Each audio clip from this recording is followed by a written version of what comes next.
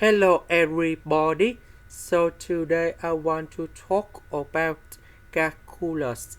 The topic that is about first derivative. So now I want to show you how to answer.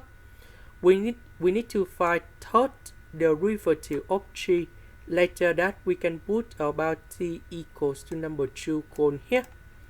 So we can apply the power rule of derivative. So that should be like this.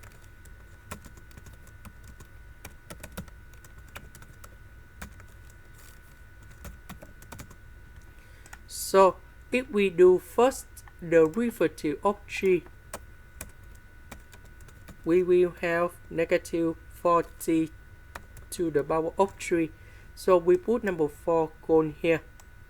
So we have 4 and t to the power of 4 minus 1. That's why we have this one. And the next one, that is about 3t squared. The next one, that is about number 1. Because this one, that is about number 1 in here. So if we put number 1 cone here and here, so we have t to the power of number 0, and that is about number 1. This one, that is about the constant, so you got number 0 in here. So we simplify.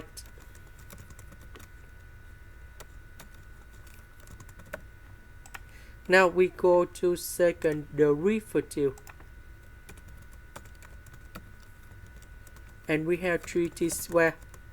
The next one, we have 2t. This one, that is about the constant, so you got number 0 in here. This one, we have 12t squared. This one, we have 12t. Now we go to third derivative.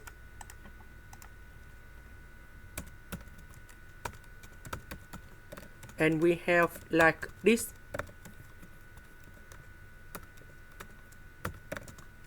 Now we can put number 2 cone here.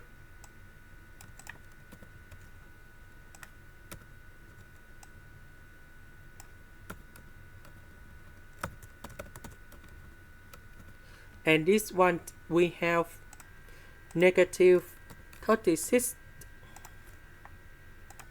This is the end. Thank you for watching.